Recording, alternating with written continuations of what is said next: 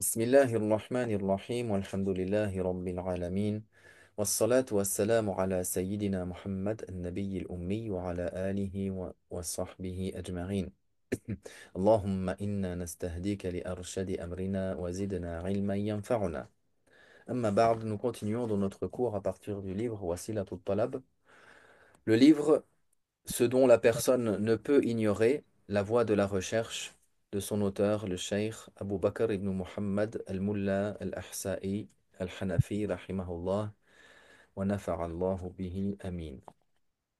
Donc, on commence le chapitre de la prière. Non, tfaddal, Sayyid.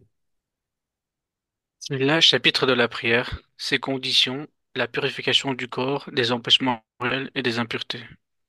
Pour que la prière soit valable, il faut observer les conditions de la prière, il faut observer les piliers de la prière. Et il faut aussi se préserver de ce qui annule la prière. Les conditions, quand on parle d'une condition, c'est quelque chose qui, dans ce contexte-là, qui est soit avant la prière ou soit également simultané avec la prière, avec l'acte. C'est-à-dire qu'on parle ici de la purification du corps, des empêchements rituels et des impuretés. Donc, les empêchements rituels, d'avoir le wudu, d'avoir le ghusl. Ça, c'est une condition avant d'entrer en prière pour que la prière soit valable. Mais cette condition-là, elle doit durer durant toute la prière, forcément. Sinon, si la personne elle a une rupture du wudu dans la prière, sa prière est annulée.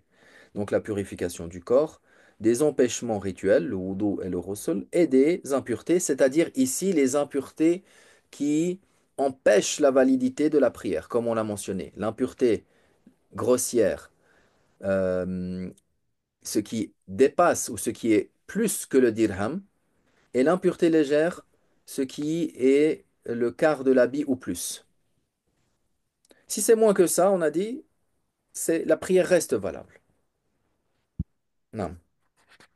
La purification du vêtement et de l'endroit. Donc le corps, il ne doit pas y avoir une impureté qui empêche la validité de la prière. Également la purification du vêtement. Non plus, la personne ne doit pas avoir sur son vêtement une impureté, c'est-à-dire qui empêche la validité de la prière, et aussi l'endroit où elle va faire la prière, l'endroit où elle pose ses pieds, l'endroit où elle pose ses genoux, les endroits où elle pose ses mains, son front et son nez. Ces endroits-là doivent être, tous les endroits qui vont être en contact avec le sol doivent être purs. Mhm. Secourir la zone de pudeur. Couvrir la zone de pudeur pour l'homme entre le nombril jusque dessous les genoux. Le nombril ne fait pas partie de la rawra, ne fait pas partie des parties de la zone de pudeur, et les genoux font partie. C'est pour ça qu'on dit chez les Hanafites jusqu'en dessous du genou.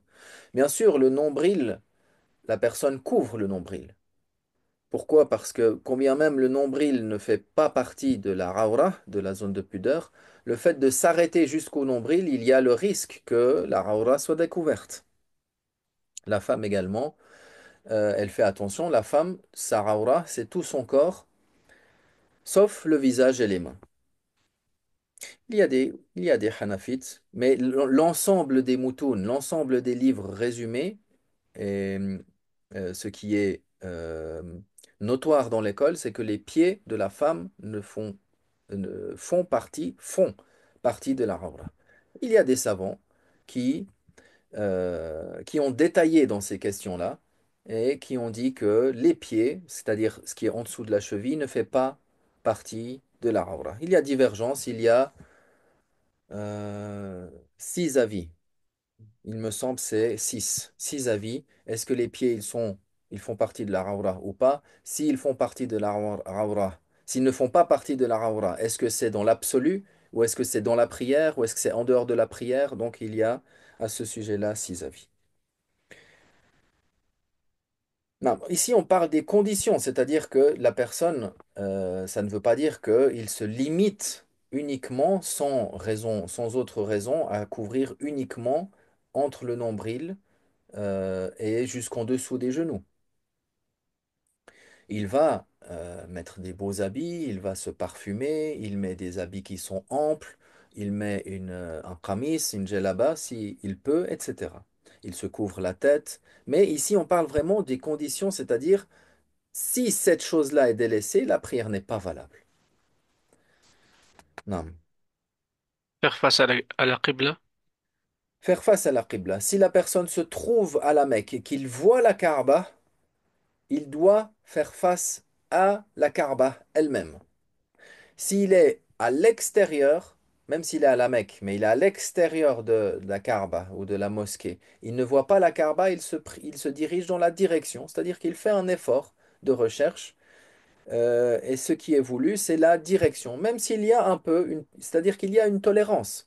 C'est-à-dire qu'il y a une tolérance et il ne doit pas viser l'entité même de la Kaaba.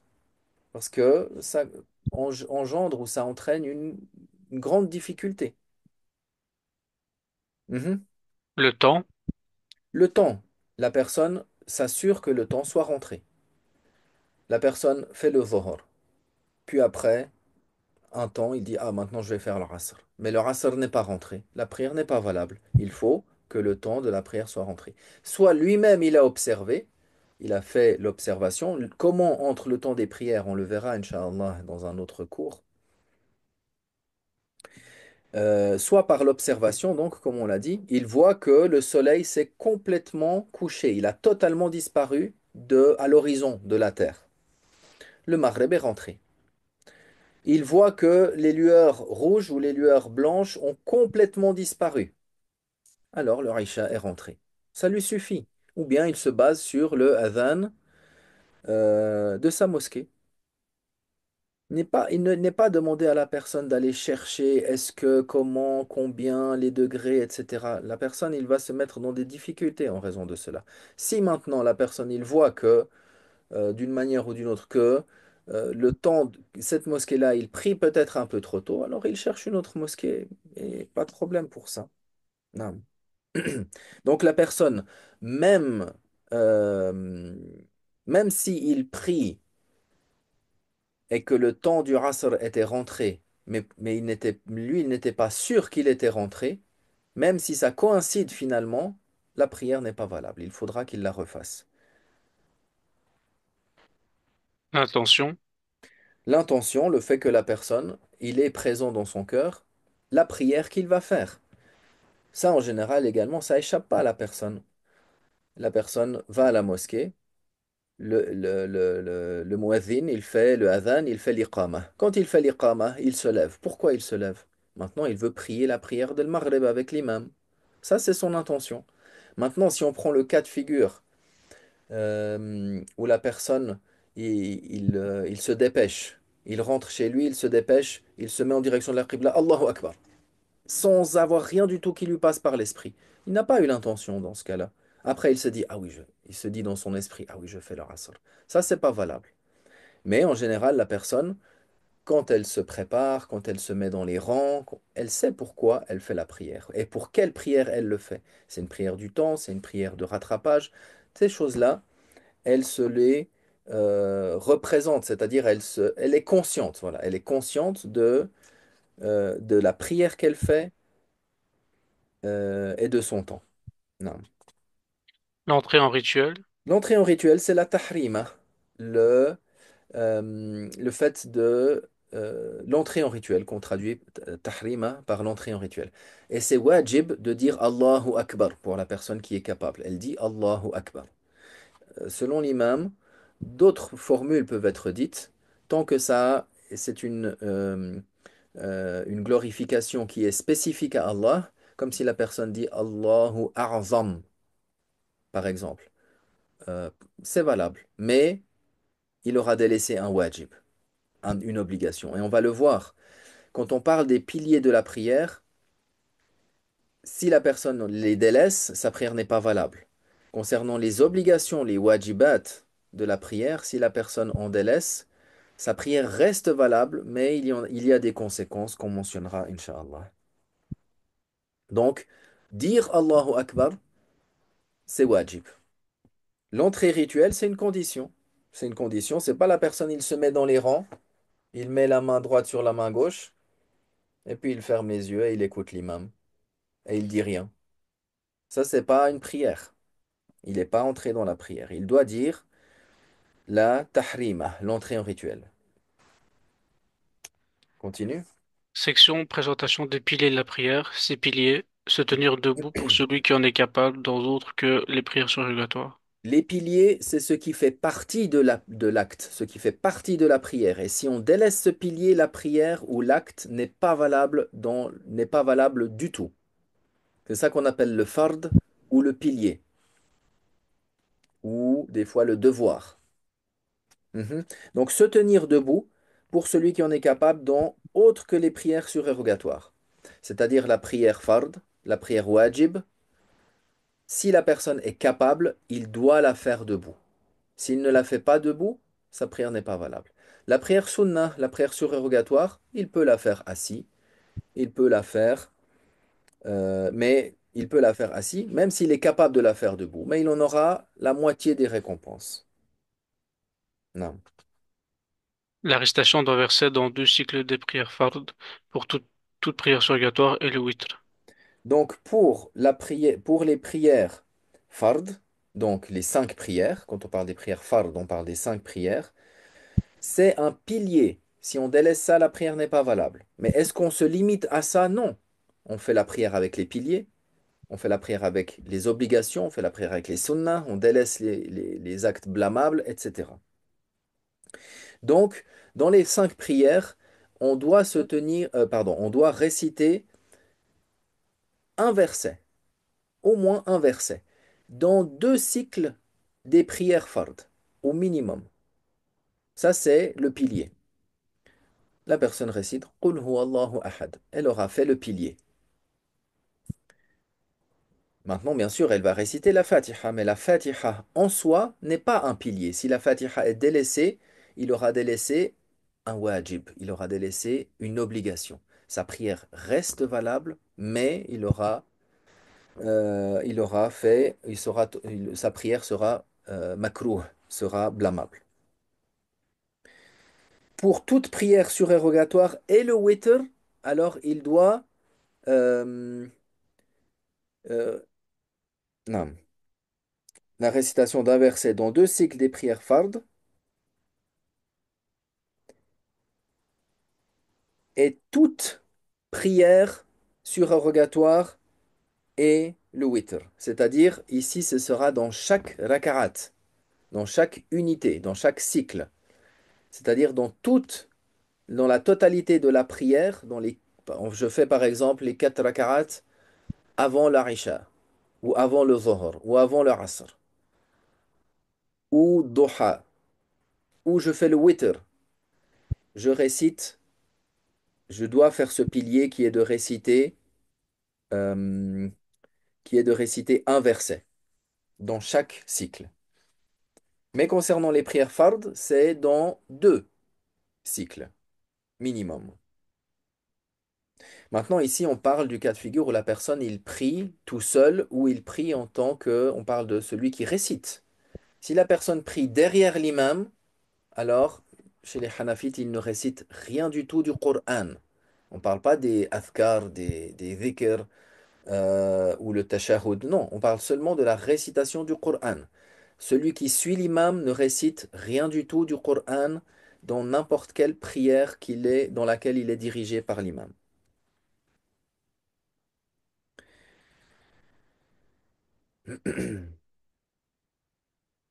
L'inclinaison. L'inclinaison, euh, le fait que la personne se penche en avant, de sorte que ses doigts, même si ses doigts sont proches, juste avant les genoux, ça c'est ce qui est appelé inclinaison. Après la manière complète, la personne pose ses paumes sur ses genoux, il écarte un peu ses doigts.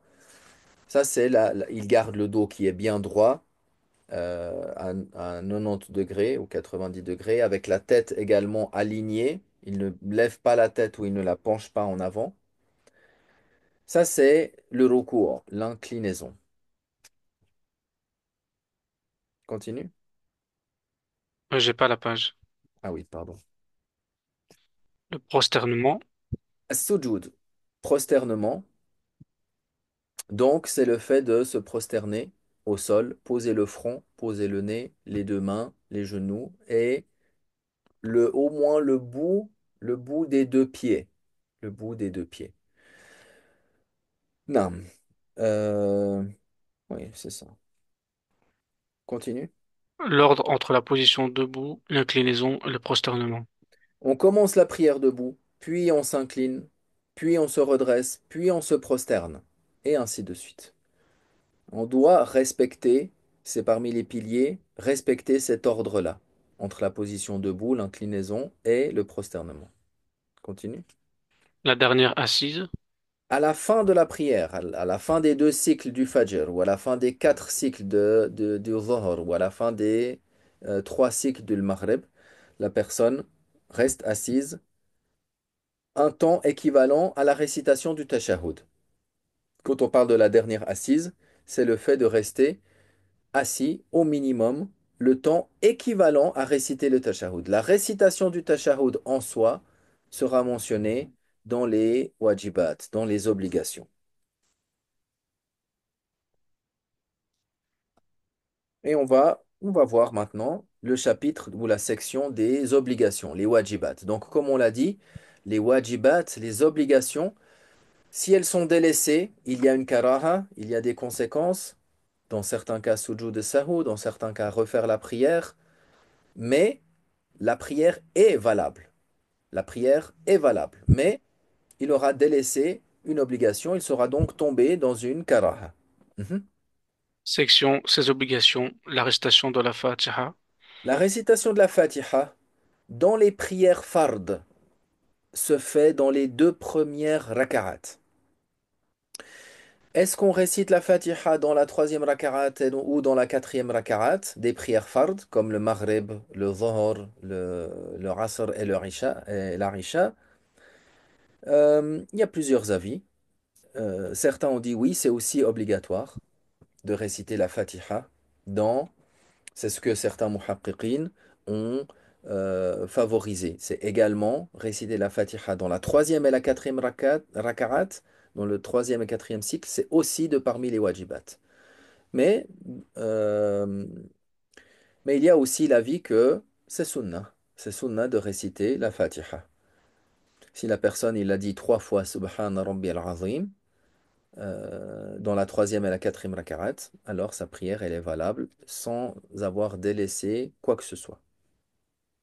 Mhm. Récit- Donc, pardon, la récitation de la Fatiha dans les prières fard, dans les deux premiers cycles et dans les troisième et quatrième, sunnah selon certains et quand même wajib selon d'autres. Concernant la Fatiha dans les prières sunnah ou dans le witr, c'est wajib, obligatoire. Non. Réciter une sourate dans les deux premiers cycles de la prière fard et l'ensemble des surérogatoires ainsi que le witr. Maintenant, après la Fatiha, qu'est-ce qu'on fait? On récite une sourate ou bien trois versets dans les deux premiers cycles pour la prière fard, c'est-à-dire que dans la troisième et quatrième, on récite seulement la Fatiha, ou bien comme on a dit trois fois Subhan Rabbi al-Azim, et dans toutes les prières surérogatoires, on récite la Fatiha euh, et la sourate, ou les trois versets dans la troisième et la quatrième rakarat des prières euh, surérogatoires, des prières sunnah, ainsi que le witr. Dans le witr, trois raka'at, également il y a la récitation dans la troisième raka'at de la Fatiha et de la surah, ou comme on a dit, des trois versets. Mhm. La quiétude dans les piliers. Les piliers, comme on l'a mentionné, la position debout, l'inclinaison, le prosternement, la personne doit observer la quiétude, immobiliser tous les membres de son corps, ne serait-ce un court instant, de sorte à marquer un arrêt. La personne ne va pas s'incliner et se relever et tout de suite redescendre. La personne s'incline. Bien sûr, la manière complète, Subhan Rabbil Azim, Subhan Rabbil Azim, Subhan Rabbil Azim, elle se redresse, Samir Allahu liman hamidah, Allahumma Rabbana wa lakal hamd. Puis elle descend, etc. Ici, on parle de la quiétude, c'est-à-dire le minimum obligatoire, la le minimum du wajib. La personne s'incline, elle marque un temps d'arrêt et elle se redresse. Dans le sujoud, la même chose, etc. Dans les piliers, on doit observer cette quiétude, cette immobilité. Continue. La première assise, Dans les prières qui ont 3 raka'at ou 4 raka'at, alors on observe, après les deux premiers cycles, on observe la position assise, dans laquelle, comme il le mentionne après, on récite le tashahhud. Donc la première assise, on récite, elle est wajib, elle est wajib. Donc si on s'est relevé et qu'on a oublié cette position assise, on revient. On revient, on récite le tashahhud et à la fin, comme on le verra, on fera la prosternation de distraction. réciter le tashahhud dans les deux assises. Dans les deux assises, la première et la deuxième, c'est wajib de réciter at-tahiyyat. D'accord? At-tahiyyatu lillah wa salawatu wa tayyibat. Assalamu alayka ayyuhan nabiyyu wa rahmatullahi wa barakatuh. Assalamu alayna wa ala ibadillahi as-salihin. Ashhadu an la ilaha illallah wa ashhadu anna Muhammadan abduhu wa rasuluh. Dans la première, il s'arrête à ça. Dans la première assise, il ne va pas au-delà de ça. Il doit après tout de suite se relever. Dans la dernière, il complète, il fait la salat sur le prophète, la salat ibrahimiyya, les doigts, etc. Mais ces doigts, cette salat ibrahimiyya, c'est sunnah. Ici, on parle du tashahhud. Le tashahhud, dans la première assise, dans la deuxième assise, sont wajib, sont obligatoires. Mhm. La formule du salam par deux fois. Assalam. Quand on dit la formule du salam, c'est assalam. Assalam, assalam. On a fait le wajib. Bien sûr, est-ce qu'on voit un musulman faire juste assalam, assalam? Non. Là, assalamu alaikum wa rahmatullah, assalamu alaikum wa rahmatullah. Mais, alaikum wa rahmatullah, c'est sunnah. Assalam, par deux fois, c'est wajib. Tout ça pour comprendre. C'est pas pour se dire, ah tiens, ça c'est sunnah, je fais pas. Ça c'est wajib. Bon, si j'ai pas fait, la prière reste valable. Non. La personne, il prend soin de sa prière, comme on l'a vu, qui est la plus grande des obligations après la foi en Allah et son messager. Mais si tout d'un coup, dans une situation, il sait distinguer, j'ai délaissé ça, ok, j'ai délaissé ça, est-ce que ma prière est valable ou elle n'est pas valable? J'ai délaissé la Fatiha, ok, ma prière est valable. Est-ce que je la refais ou pas? Et on verra les détails par rapport à ça. J'ai délaissé, j'ai pas dit Subhana Rabbil Azim dans le recours. La prière est valable, il a simplement délaissé la sunna. Mais ce qui nous est demandé, c'est de faire la prière d'une manière entière et d'une manière complète. Non, continue. Le qunut du witr. Le witr, c'est une prière de 3 raka'at qui est accomplie comme la prière d'Al-Maghrib, c'est-à-dire avec un seul salam, une seule salutation finale à la fin. Assalamu alaikum wa rahmatullah, à droite et à gauche. C'est-à-dire qu'il n'y a pas de salam après 2 raka'at. La personne fait comme le Maghrib. Il fait première, premier cycle, Fatiha, Surat, deuxième cycle, Fatiha, Surat. Après, il reste assis, il récite le tashahhud, il se relève pour la troisième, Fatiha, Surat, comme on a dit. Après, avant de s'incliner, il fait le qunut du witr. Donc il va lever ses mains comme pour la takbira, Allahu Akbar, et il récite le qunut. S'il a appris, il récite la formule qui est rapportée. S'il n'a pas appris, il fait un dua. ربنا آتنا في الدنيا حسنة وفي الآخرة حسنة وقنا عذاب النار par exemple. Rabbi ighfirli, Rabbi ighfirli, Rabbi ighfirli. C'est suffisant. Mais c'est wajib de faire ce qunut dans le witr, dans la troisième raka'at, après la Fatiha, après la surah, ou les trois versets, mais avant de s'incliner. Chez les Hanafites, on ne fait pas le qunut dans la prière del Fajr, comme les Shafi'iyah, ils le font.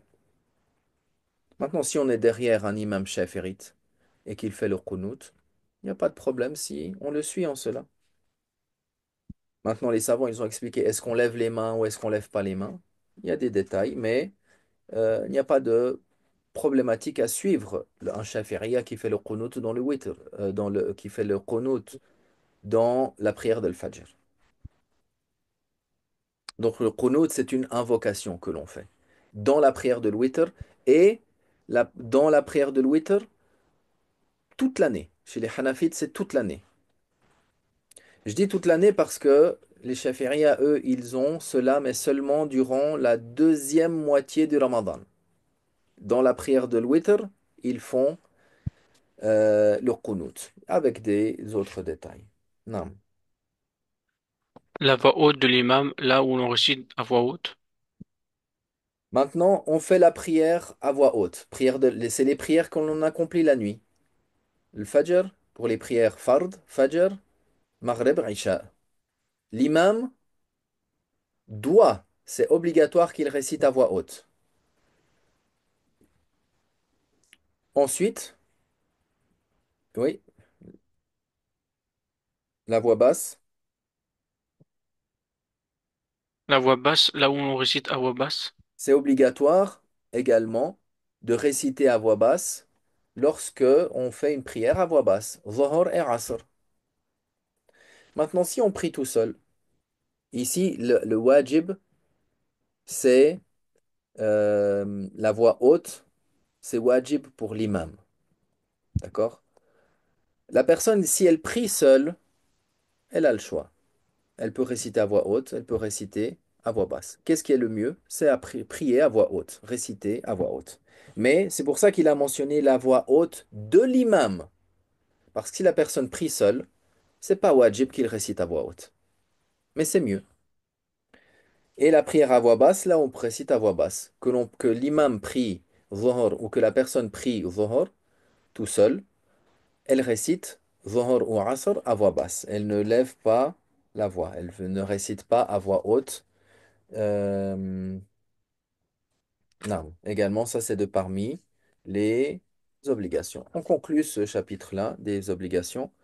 Dans le prochain cours, on parlera, Inch'Allah, des sunan de la prière et aussi, il mentionnera ce qui annule la prière et également les actes qui sont blâmables dans la prière et les autres chapitres qui s'en suivent. Walhamdulillahi Rabbil Alamin wa sallallahu wa sallam ala Sayyidina Muhammad al-Nabiy al-Ummi wa ala alihi wa sahbihi أجمعين وإلى لقاء آخر والحمد لله رب العالمين